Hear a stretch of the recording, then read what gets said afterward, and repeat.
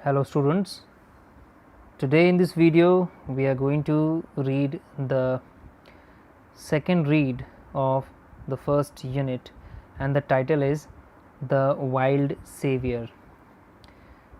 Wild Savior, wild मतलब जंगली, savior मतलब बचाने वाला। तो ये कहानी ऑब्वियसली जब वाइल्ड बोला है तो किसी वाइल्ड एनिमल की कहानी है, पर इसमें ऐसा नहीं कि ह्यूमन कैरेक्टर्स नहीं है। अब वाइल्ड सेवियर क्यों कहा गया और किसे कहा गया ये तो हम स्टोरी में ही देखेंगे, बट थोड़ा सा मैं आपको इसके बारे में बता देता हूँ कि कहानी की शुरुआत तो अली भाई और राम सिंह की फैमिली के इंट्रोडक्शन से और उनके बातचीत से होती है।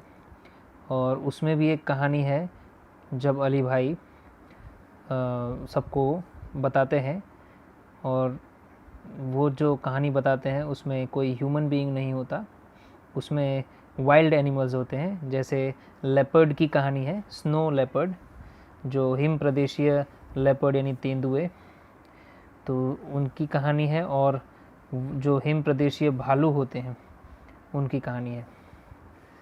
तो किस तरह से वाइल्ड जो एनिमल्स होते हैं संघर्ष करते हैं जीवन में और किस तरह से जीते हैं। एक माँ जो कि लेपर्ड, मदर लेपर्ड है, वो कैसे अपने बच्चों को किसी भी संकट में सुरक्षित रखती है, और भले कितना ही बड़ा संकट क्यों ना हो, उससे कितना ही ताकतवर जानवर उसके सामने क्यों ना खड़ा हो जाए, वो उससे लड़ने के लिए तैयार होती है, सिर्फ अपने बच्चों की सुरक्षा के लिए। बहुत ही अच्छा चैप्टर है, आप लोग को इंटरेस्ट के साथ साथ मज़ा भी आएगा।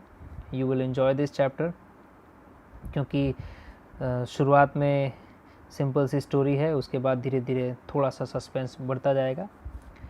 Okay, so let's begin with the first line. Neelam came dashing into the house shouting joyfully. Neelam एक लड़की है, केम आती है या आई। केम देखो कम का दूसरा रूप है, कम यानी आना और केम यानी आई।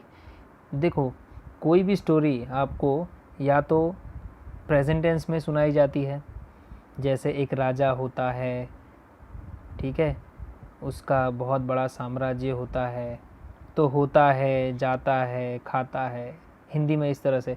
या तो आपको यही कहानी ऐसे भी सुनाई जा सकती है, एक राजा था, उसका बहुत बड़ा साम्राज्य था, तो कोई ज़्यादा डिफरेंस नहीं आता है, ठीक है। तो इंग्लिश में भी ऐसा ही होता है, या तो ये कहानी सिंपल प्रेजेंट टेंस या प्रेजेंट टेंस में सुनाई जा सकती थी, जैसे कि यहाँ पर मैं अगर कम्स लगा दूँ तो मैं इसको अगर मैं कम्स कर दूँ तो भी ये कहानी प्रेजेंट टेंस में आपको मैं सुना सकता हूँ। हर पास्ट टेंस में जो वर्ब लिखा हुआ है उसको मैं प्रेजेंट कर दूं तो पूरी कहानी प्रेजेंट में हो जाएगी। चलो, ये तो कहानी को किस तरह से प्रेजेंट करना है, कौन सा टेंस यूज़ करना है वो है, लेकिन इसका मतलब नहीं कि सिर्फ ये दो ही टेंस यूज़ होते हैं, हर तरह के टेंस यूज़ होते हैं, पर मुख्य जो धारा होती है वो सिंपल प्रेजेंट टेंस या सिंपल पास्ट टेंस में बताई जाती है कहानी को। ओके, अब देखिए, नीलम केम, नीलम आई, डैशिंग, डैशिंग का मतलब तेज़ी से आई, दौड़ते हुए आई, ठीक है। तो जब भी कोई दौड़ते हुए आए आपके पास और कुछ कहने के लिए खासकर आए, तो समझ लीजिए कि वो डैशिंग करते हुए आ रहा है। हालांकि डैशिंग वर्ड का और भी मीनिंग होता है, बट फ़िलहाल के लिए आपको इतना ही समझना है कि डैशिंग का मतलब तेज़ी से, ठीक है, या और क्या कह सकते हैं, दौड़ते हुए। तो नीलम आई, कैसे आई, डैशिंग, दौड़ते हुए, on to, into the house, घर के अंदर आई, ठीक है। अच्छा, आपको ये आप सोचते होंगे इन टू क्यों लगा हुआ है ना, इन क्यों नहीं लगाया, इन द हाउस भी तो बोल सकते हैं ना। तो जब भी हम कोई भी ऐसी क्रिया यूज़ करते हैं जिससे हमें वेग का पता चलता हो, गति का पता चलता हो, जैसे जाना, ठीक है, फिर प्रवेश करना, कूदना, चलना, ठीक है, ये जो क्रियाएं हैं ये क्या बताती हैं आपको, एक तरह की गति बताती हैं। और उसी तरह से यहाँ पे देखो आना, आना का आना यानी कि आई, ठीक है, कैसे आई, दौड़ते हुए आई, लेकिन मुख्य तो यही क्रिया है, आई। तो ये भी तो गति बता रही है, आना भी तो एक तरह की गति सूचक वर्ब है। तो जब भी गति बताया जाए और किसी कमरे में या कोई भी ऐसे स्थान पर कोई एंट्री कर रहा है, जा रहा है, घुस रहा है, या तो चल के जा रहा है, तो अंदर अगर जा रहा है तो हम इन की जगह पर क्या यूज़ करते हैं, इनटू। ठीक है, ये सब ध्यान रहे आप लोग को। तो नीलम came dashing into the house, नीलम घर के अंदर दौड़ते हुए तेज़ी से आई, शाउटिंग जॉयफुली, और चिल्लाते हुए, खुशी से, जॉयफुली एकदम आनंद पूर्वक, आनंद से चिल्लाते हुए, खुशी से चिल्लाते हुए। ठीक है, चिल्लाते हुए, शाउटिंग यानी चिल्लाते हुए। क्या कहा उसने, अली भाई हैज़ कम, अली भाई हैज़ कम, बहुत खुशी से कि अली भाई आ गए हैं, अली भाई आ गए हैं। अभी अली भाई कौन है, तो इनका भी इंट्रोडक्शन है। All the members of Ram Singh's family went running out to see, and there he was, a tall man with broad shoulders, red cheeks and nose and wheatish complexion. ठीक है, all the members of Ram Singh's family, Ram Singh के family के सारे members, went running, देखो went यानी गए, लेकिन कैसे गए, दौड़ते हुए गए। ठीक है, ये यहाँ पर भी यूज़ किया है। आई तो कैसे आई, तेज़ी से आई, दौड़ते हुए आई, और यहाँ पर भी गए तो कैसे गए, तेज़ी से गए, दौड़ते हुए गए। तो वो गए, लेकिन कैसे गए, दौड़ते हुए गए। आउट यानी बाहर गए, क्या करने के लिए गए, टू सी, देखने के लिए गए। ऑब्वियसली किसको देखने के लिए गए, अली भाई को। और यहाँ पर सी का एक और मतलब है, मिलने के लिए। ठीक है, सी का हम ज़्यादातर मतलब क्या समझते हैं, देखना, लेकिन अगर आप सी करने जाते हैं किसी को, जैसे डॉक्टर को, अगर टू सी द डॉक्टर, तो मतलब डॉक्टर से आप मिलने जाते हैं, डॉक्टर को देखने नहीं जाते। उसी तरह से ये इन्होंने अली भाई को तो पहले भी देखा है, बट वो मिलने के लिए जाते हैं। एंड देयर ही वॉज, और वहीं वो खड़े थे, बाहर जब वो गए ना उनसे मिलने के लिए, तो वो वहीं खड़े थे। ए टॉल मैन, और कैसे दिखाई देते थे, या कैसे दिखाई दे रहे थे, ए टॉल मैन। ठीक है, लंबे पुरुष, विद ब्रॉड शोल्डर्स, जिनके कंधे, शोल्डर्स मतलब क्या होता है, कंधे, कैसे थे, ब्रॉड, ब्रॉड का मतलब चौड़े, लंबे चौड़े। ठीक है, दिखाई दे रहे थे। रेड चीक्स एंड नोज़, उनके चीक्स यानी गाल लाल थे, और नाक भी लाल थी। ठीक है, दिखा ना, रेड चीक्स एंड नोज़। ठीक है, गाल और नाक। एंड व्हीटिश कॉम्प्लेक्शन, और उनका जो वर्ण था, वर्ण समझ रहे हैं, शरीर का रंग। ठीक है, गोरा, काला, सांवला, इस तरह से आप जानते हैं। तो उनके जो शरीर का वर्ण था, रंग था, वो व्हीटिश था, यानी गेहुआ था। ठीक है,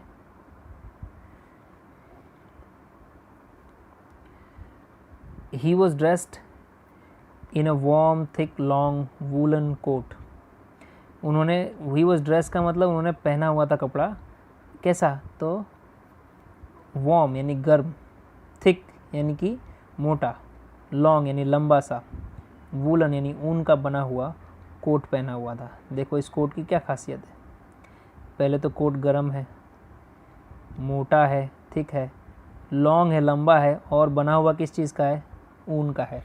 तो देखो कोट की खासियत बताने के लिए कितने एडजेक्टिव्स के यूज़ हुए हैं। ठीक है, 1 2 3 4, यहाँ पर मिस्टेक से कॉमा नहीं लगाया है, यहाँ पर कॉमा होना चाहिए। ठीक है, तो यहाँ पर कॉमा होगा तो ही आप समझ पाएंगे कि 4 एडजेक्टिव का यूज़ किया है। तो ये इस तरह का कोट पहना था उन्होंने। टाइट ट्राउज़र्स, जो उन्होंने पैंट्स पहने हुए थे, ट्राउज़र्स या पैजामा पहना हुआ था, वो कैसे थे, टाइट थे। अब देखो ट्राउज़र्स बोला है, प्लूरल लगा दिया गया है। ध्यान रहे, जब भी हम पैंट या पैजामा की बात करते हैं तो हिंदी में तो हम पैंट बोल देते हैं, हिंदी में पैजामा बोल देते हैं, और हिंदी से अगर इंग्लिश में अगर वही चीज़ आप बोलोगे, ठीक है, जैसे कि अगर आपको बोलना है पैजामा, तो पैजामाज बोलते हैं लोग इंग्लिश में। हाँ, उसी तरह से अगर आपको ट्राउज़र्स ट्राउज़र बोलना है तो हिंदी में भले ट्राउज़र आप बोलेंगे, लेकिन इंग्लिश में लोग ट्राउज़र्स ही बोलते हैं, एस लगाना पड़ता है। फिर पैंट हम हिंदी में बोल देते हैं, पर इंग्लिश में लोग पैंट्स बोलते हैं। तो ट्राउज़र्स, पैंट्स, ठीक है, पजामाज, ये सब इंग्लिश में एस लगा के ही बोलते हैं। अब आप सोचेंगे क्यों ऐसा, तो ये कभी भी देखने में दो पेयर जैसा होता है, पेयर आई मीन एक पेयर जैसा होता है, एक जोड़ी जैसा होता है, ठीक है।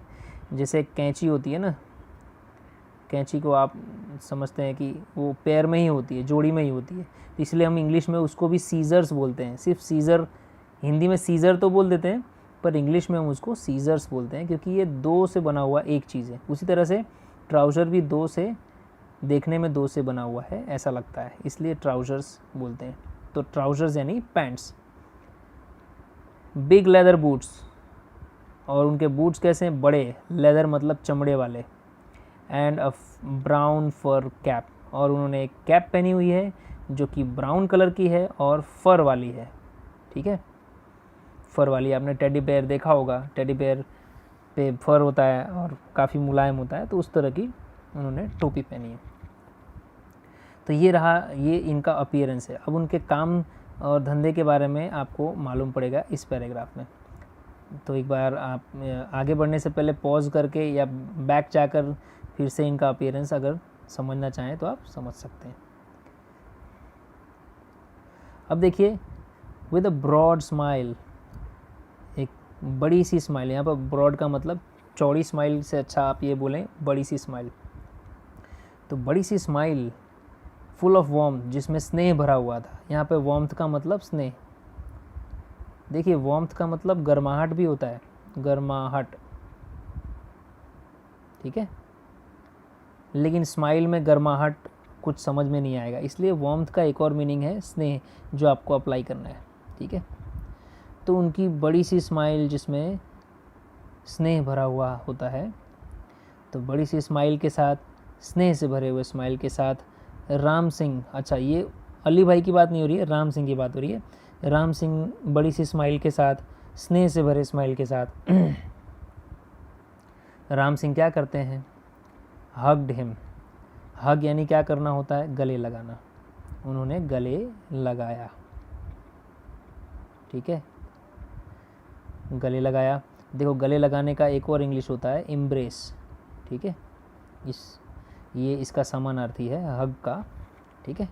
तो उन्होंने गले लगाया, हिम का मतलब अली भाई को, एंड सेड, और कहा, come in, you are most welcome my friend, आओ आओ, अंदर आओ, तुम्हारा स्वागत है मेरे दोस्त। यानी ये राम सिंह अली भाई को अपना दोस्त मानते हैं, और इनके स्वागत करने के तरीके से भी आपको मालूम पड़ेगा कि अली भाई से कितना इनको स्नेह है। अली भाई पैटेड एवरीवन, अली भाई अंदर आए, उन्होंने पैट किया। पैट का मतलब थपथपाया, थपथपाया, पीठ थपथपाया, ठीक है। अली भाई ने सबकी पीठ थपथपाई। And spoke lovingly to each member of the family, और बहुत ही प्यार से बात की हर मेंबर ऑफ द फैमिली से, हर सदस्य से, भले वो छोटा हो या बड़ा हो। और किस आवाज़ में, उनकी in his thick strong voice, अपने थिक, मोटी और थोड़ी कड़क आवाज़ में। अब भाई लंबे चौड़े व्यक्ति की आवाज़ ऐसी होती है, जैसे अमिताभ बच्चन है, तो कुछ ऐसी आवाज़ इमेजिन कर सकते हैं। तो उसी आवाज़ में उन्होंने उनसे बातें की, बहुत ही प्यार से बात की। And made himself comfortable on a couch, made himself comfortable on a couch, इसका मतलब है कि उन्होंने फिर बाद में वो काउच पर, काउच मतलब सोफ़ा, बाद में वो सोफ़े पर बहुत ही आराम से बैठ गए। आपने सुना होगा मेक योर सेल्फ कंफर्टेबल। जब भी आप किसी को बैठने के लिए कहते हैं और बहुत ही आराम से बैठने के लिए कहते हैं, तो क्या कहते हैं, मेक योर सेल्फ कंफर्टेबल, मतलब आराम से पहले बैठ जाओ फिर बात करते हैं। तो ये वैसा ही है, मेड हिम सेल्फ कंफर्टेबल, वो आराम से सोफ़े पर बैठ गए। Mother prepared some tea while Ram Singh talk to Ali Bhai. Mother ने टी प्रिपेयर किया और तभी राम सिंह अली भाई से बातें कर रहे थे। अली भाई वॉज अ ट्रैवलर। अब अली भाई के प्रोफेशन के बारे में, ये क्या धंधा करते थे, क्या मतलब करते क्या थे गुजारा चलाने के लिए, ठीक है।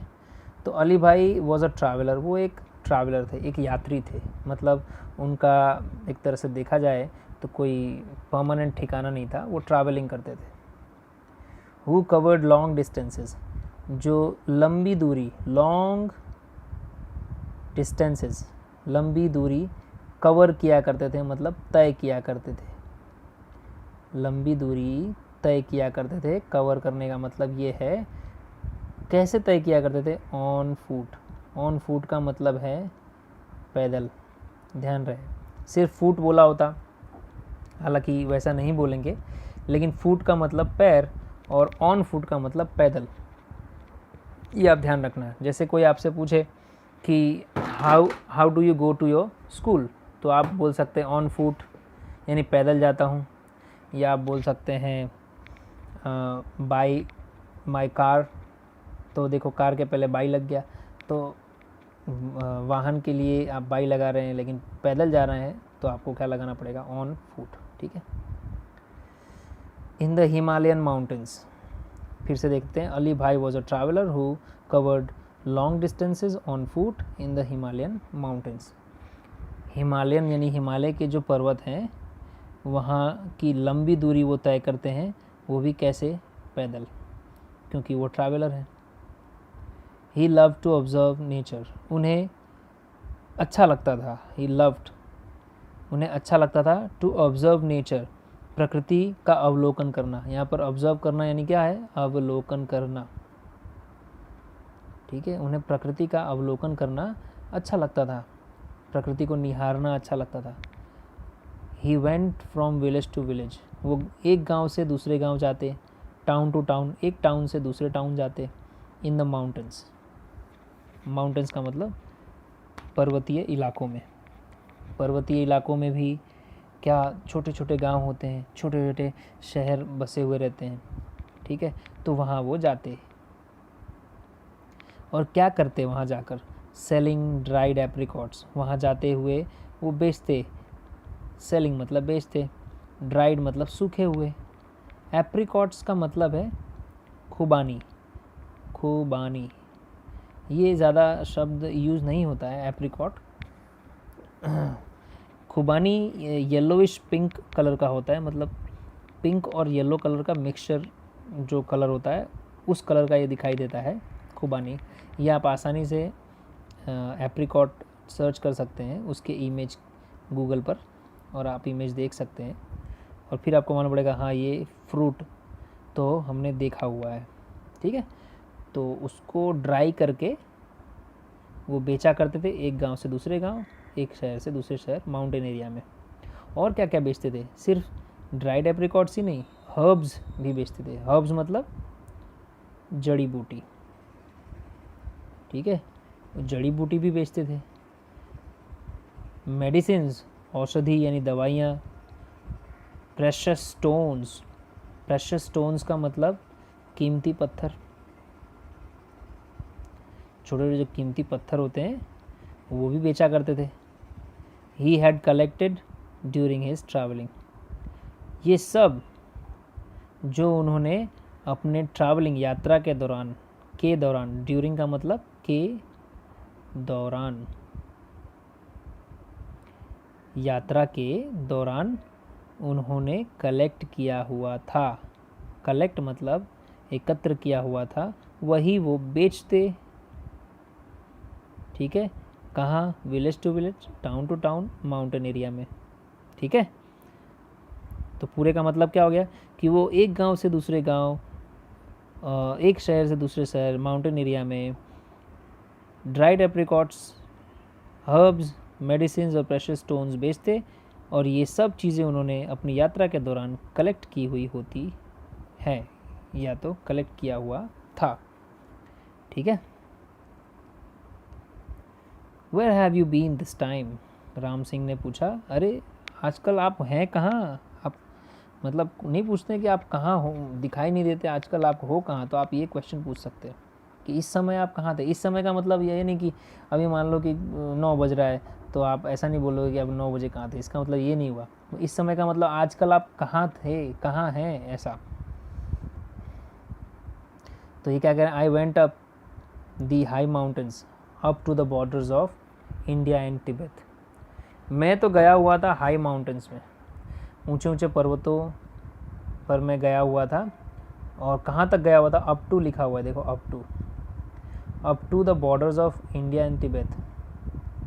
ठीक है, भारत और तिब्बत के बॉर्डर्स तक गया हुआ था। यहाँ पर अप टू का मतलब तक, समझे? ओके, ये अली भाई ने जवाब दिया। तो अब नीलम जो राम सिंह की लड़की होती है, बेटी होती है, वो क्या पूछती है, अलोन? सिर्फ इतना ही बोला, अलोन, अकेले पूछ रही है, क्वेश्चन मार्क है।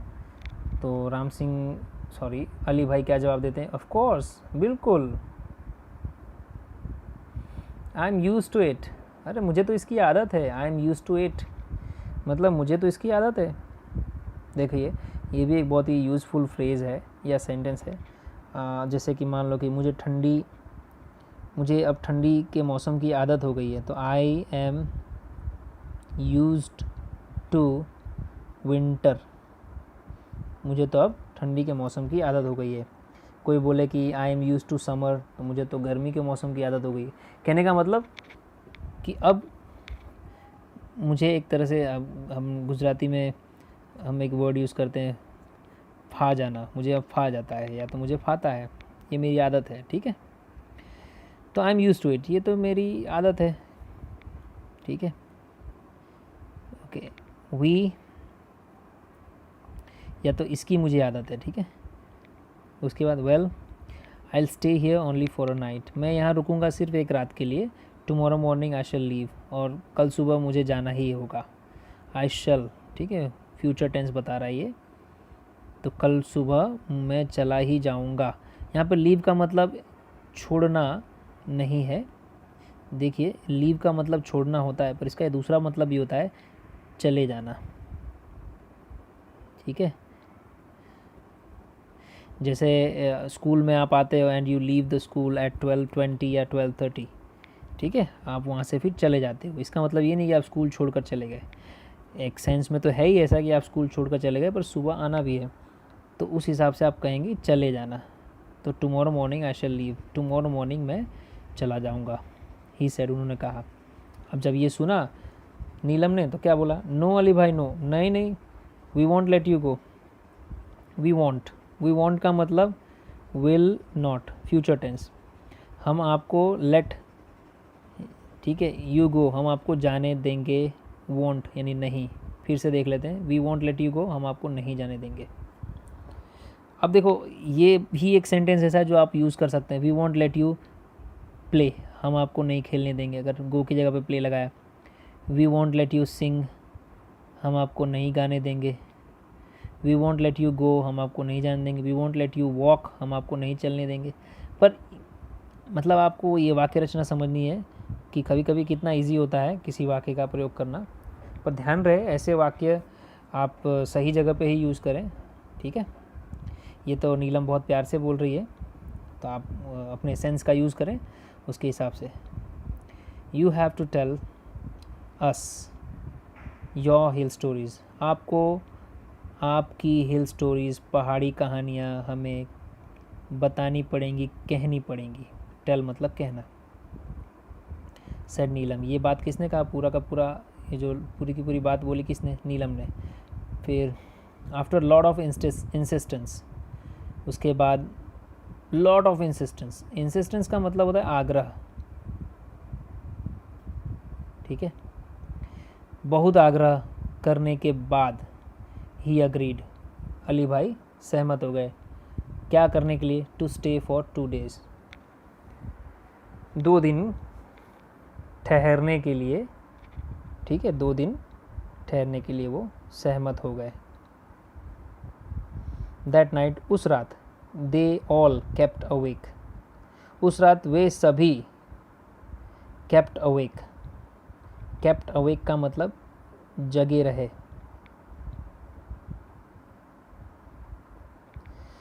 ठीक है, अवेक यानी जगना, और केप्ट का मतलब रहे, तो केप्ट अवेक ये पहले भी आ चुका है। केप्ट वॉकिंग यानी चलते रहे, kept going यानी जाते रहे, kept laughing हंसते रहे। यहाँ पे ing नहीं आया है, तो कभी कभी ध्यान रहे कि कभी कभी ing नहीं भी आता है, वो कुछ इस तरह के वर्ड्स होते हैं। पर ज़्यादातर kept या keep के बाद अगर आप ing फॉर्म लगाते हैं तो उसका यही मीनिंग होता है। एक बार फिर से देख लेते हैं। कीप प्लेइंग लिखो, कीप प्लेइंग या kept, जस्ट अ मिनट, या kept प्लेइंग। ओके, दोनों में क्या फ़र्क है? ये कीप क्रिया का फर्स्ट फॉर्म है और ये दूसरा फॉर्म है। ये प्रेजेंट टेंस बता रहा है, ये पास्ट टेंस बता रहा है। तो कीप प्लेइंग मतलब खेलते रहो, कीप गोइंग मतलब जाते रहो, कीप वॉकिंग मतलब चलते रहो। उसी तरह यहाँ पे केप्ट प्लेइंग मतलब खेलते रहे, केप्ट गोइंग मतलब जाते रहे, केप्ट लाफिंग मतलब हंसते रहे। समझे? तो इसका मतलब रहो, इसका मतलब रहे। ऐसे आप थोड़ा यूज़ कर सकते हैं इस सेंटेंस को। पर कुछ कुछ जगह पे केप्ट के बाद आईएनजी नहीं होता, वो कुछ इस तरह के एग्जाम्पल होते हैं। तो केप्ट अवेक मतलब जगे रहे। टिल लेट कब तक? देर तक, टिल लेट। तो that night they all kept awake till late, देर तक वे जगे रहे। सिटिंग ऑन हिज बेड, और सब उनके बेड पर बैठे हुए थे। Listening to his interesting travel experiences, और सुनते रहे उनके रसप्रद, इंटरेस्टिंग मतलब रसप्रद यात्रा के अनुभव, एक्सपीरियंसेस मतलब अनुभव, सुनते रहे। ठीक है, ओके। अब ये पैराग्राफ जब वो स्टोरी बताने लगते हैं, जैसा कि नीलम ने कहा था ना कि आपको हम आपकी जो स्टोरी है वो बतानी पड़ेगी तो अली भाई ने वो स्टोरी बताना स्टार्ट किया।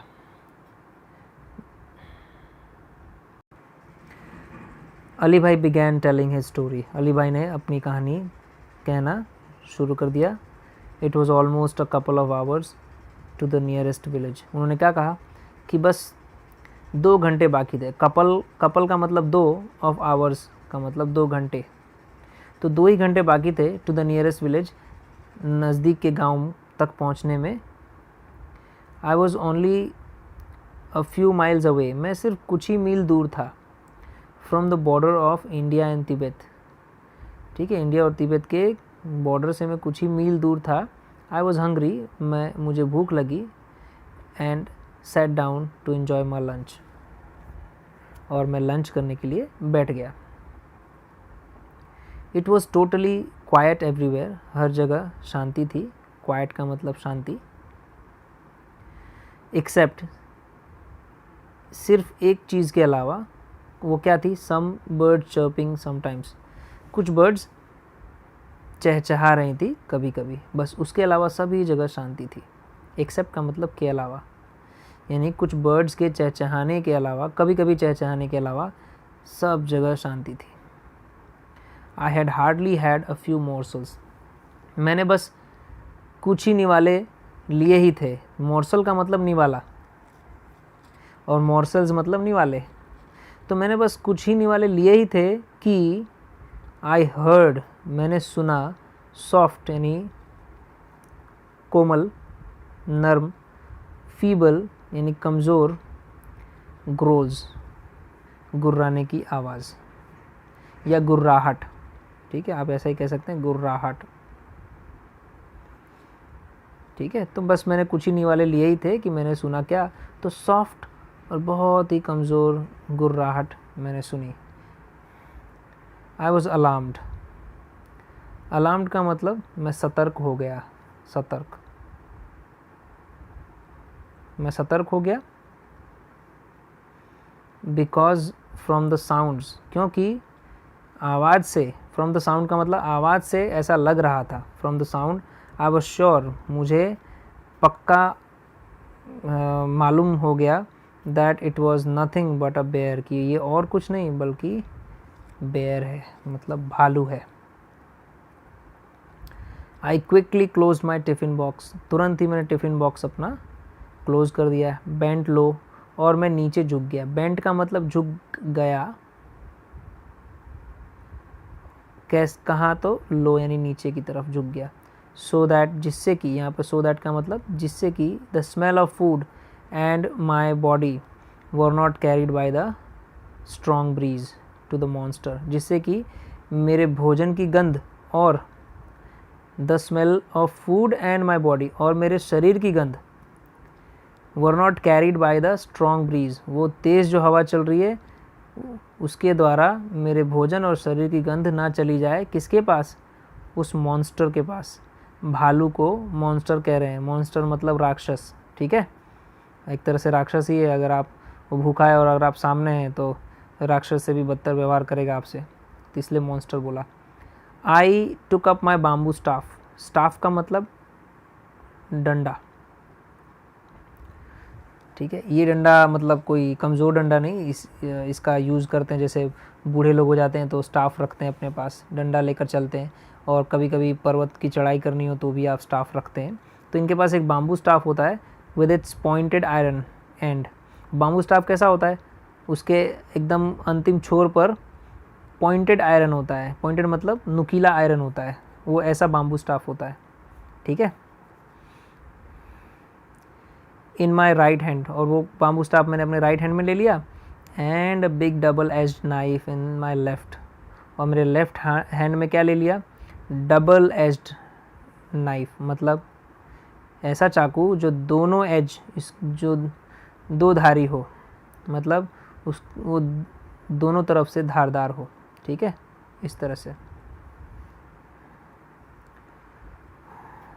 आई crawled carefully to the edge of the mountain, मैं केयरफुली सावधानी से, क्रॉल मतलब सरकते हुए गया, कहाँ तक, to the edge of the mountain, mountain के एकदम किनारे गया, and look down into the deep, और फिर मैंने एकदम डीप यानी नीचे गहराई में देखा, narrow valley, deep narrow valley, कहाँ देखा, गहराई में, किसकी गहराई में, डीप नैरो वैली मतलब सकरी सी वैली थी, वैली मतलब घाटी, ठीक है, उस घाटी में मैंने देखा। Soon my eyes caught sight of 2 tiny snow leopards, तुरंत ही my eyes caught sight of, इसका मतलब क्या, my eyes caught sight of मतलब मेरी नज़र पड़ी, या तो मेरी दृष्टि पड़ी, या तो मैंने देखा, आप कुछ भी कह सकते हैं, बस बोलने का एक तरीका होता है। तो soon my eyes caught sight of, मैंने देखा तुरंत ही, 2 टाइनी, 2 का मतलब 2, टाइनी मतलब बहुत ही छोटे, छोटे छोटे, स्नो लेपर्ड कब्स, छोटे, मैंने हिम प्रदेशीय लेपर्ड के कब्स देखे, मतलब बच्चे देखे, लेपर्ड मतलब तेंदुआ, हिम प्रदेशीय तेंदुए के बच्चों को देखा, जो कि कितने थे, 2 थे और छोटे छोटे थे, और वो कहाँ थे, तो ऑन अ स्मॉल, छोटे से फ्लैट पीस ऑफ लैंड पर थे। फ्लैट पीस ऑफ लैंड का मतलब समतल भूमि पर थे, ठीक है, पीस का मतलब टुकड़ा और लैंड मतलब भूमि, तो समतल भूमि पर थे। On the slope of the opposite mountain, और किस ढाल पर थे, जैसे आपको मैं एक पिक्चर बना के बताऊं तो देखिए, ये दिख रहा है आपको, एक छोटा सा, एक छोटी सी घाटी है, ठीक है, यहाँ पहले कभी नदी बही होगी और उसने ये घाटी बना दी होगी, ठीक है। अब ये जो है, ये यहाँ पर है अली भाई, वो देख रहे हैं घाटी में, तो इनको दिखाई दे रहा है, अब पर्वत क्या है, दूर से स्लोप एकदम सीधा दिखता है, पर अब देखो तो थोड़ा टेढ़ा मेढ़ा होता है, और यहाँ कहीं ठहरने की जगह मिल गई होगी स्नो लेपर्ड्स को, तो यहाँ वो खेल रहे होंगे, यहाँ वो दिख रहे होंगे इनको, तो ये यहाँ देख रहे हैं, ये पीस ऑफ लैंड है और ये स्लोप है, ये स्लोप दिख रहा है आपको, ठीक है, और यहाँ कहीं पीस ऑफ लैंड है जिस पर वो स्नो लेपर्ड के बच्चे, कब्स दिखाई दिए उनको। ऑपोजिट माउंटेन मतलब इनके ऑपोजिट, तो ये है ना ऑपोजिट, ओके। सो आज के लिए वीडियो में बस इतना ही, फिर नेक्स्ट वीडियो के लिए वेट कीजिए, तब तक बहुत ही अच्छी तरह से आपको ये वीडियो देखना है, पॉज करके भी, आप ज़रूरी नहीं कि ये वीडियो एक साथ आप टाइम निकाल कर देखिए, 5 मिनट 10 मिनट जो भी देखिए, पर एक बार नहीं 2 बार देखिए, ठीक है, भले आप कम देखिए, 5 मिनट देखा फिर बाद में आपने 10 मिनट देखा, पर एक वीडियो को 2 बार देखिए, जब तक समझ ना आए देखते रहिए, ओके, थैंक यू।